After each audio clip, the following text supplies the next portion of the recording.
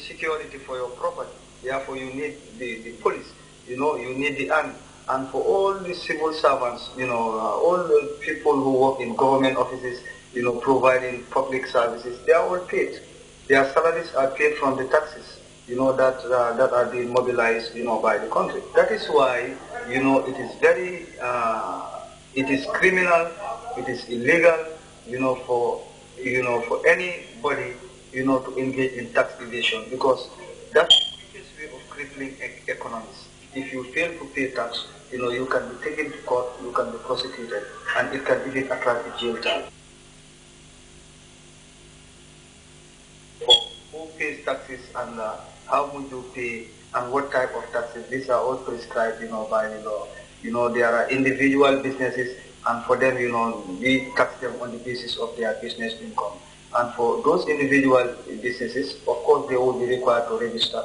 And once they register, you know, they have to pay income tax. But, you know, during the course of the year, you know, they are required to make quarterly payments. You know, that is for all individual businesses and the corporate businesses. When I say individual businesses, are the ones that you usually see, you know, being run by people. And when I say corporate, I'm talking about the big kind of businesses, whether they are banks, whether they are in the telecoms, you know, whether they are hotels. So all of them required to pay, you know, tax on their business incomes. You know, they would be required to pay this first on a quarterly basis based on their, you know, turnover, and then at the end of the year they would be required to file a return. When they file a return, an assessment is done, you know, of their taxes, and depending on the tax that is charged, you know, on their profit or turnover, whichever is higher, that's what we pay. But, you know, in a nutshell, you know, that kind of tax is called, you know, how to call it, income tax. And it's a tax that they pay on the basis of their business income. And for individual businesses, there is one thing that is also important. Government recognizing the fact that, you know, it needs to help its citizens. Beginning in January 2013, we revised the first schedule in our tax law, and that is the schedule that we use to tax individual, you know, incomes. That is for individual business and for those who earn salaries, employment income. Now, the first 18,000 of your annual income is not subject to tax. Government gives that, you know, as a, you know. So we only begin taxing, you know, an individual, whether an employee or you run an individual business, after you have already achieved your first 18,000. So any amount in excess of the 18,000, and we tax it at different rates. The rates are progressive, and the greater your income, you know, the higher, you know, the rates that, you know, will be applicable, you know, to that income. This, you know, program we have started, you know, and for all those who would have the opportunity to view this program, we want to challenge you to share, you know, my views with, you know, your family, your friends, and everybody, because our objective is to change the culture of, you know, tax compliance in this country.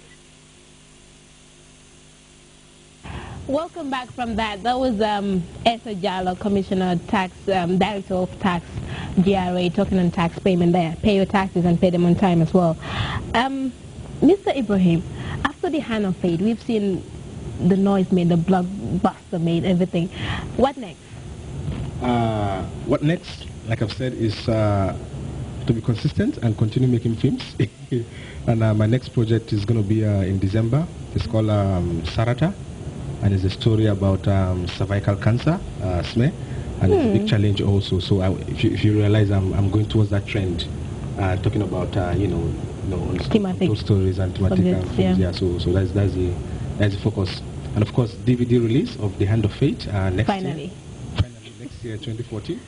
After making back some of the coins invested. I wonder why people don't like to release DVDs. They make good things during release. Avi also is refusing to release DVDs as well. Mr. Silla, you've been there for a while. So what do we expect to see from you?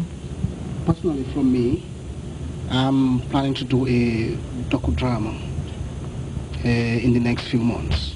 Okay. These are the wall of circumcision rights.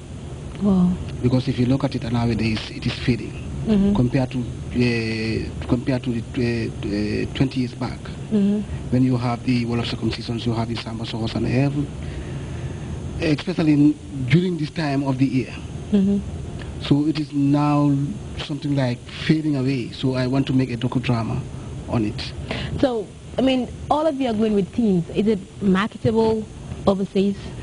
Of course, I would say this one that I am making, it is really very interesting and it is cultural and it is really marketable in the world. Yeah. We have to tell Gambian stories. Yeah. Because we cannot compete with our Nollywoods and people that are telling that story. So that's what we want to do. Yeah. Okay, we are Gambian and we'll be Gambian and we're going Gambian with our movie industry as well. Thank you very much for joining us on this week's segment of the Fact Show. I am your host. I was your host, Mr. Nkite. Till we come your way next week. It's a wrap from me.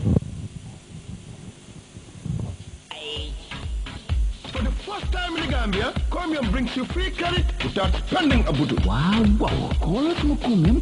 What's up, girl? Did you hear the latest greatest offer from Comium? Comium? They always come in great ways. Tell me about it. You can receive free credit without spending a butut. Oh, come on now. For real. Every minute of international call you receive, Comium will give you $3 access. Call us Comium. Also, every minute of cross-net call you receive, you will get $1. All I have to do is ask all my friends at home and abroad to call me on my Comium line. You know you can use the same credit to call, text, and browse the internet. Wow. Call us Comium. Hey, call us Comium. Call us Comium. Why? Comium. We are better together.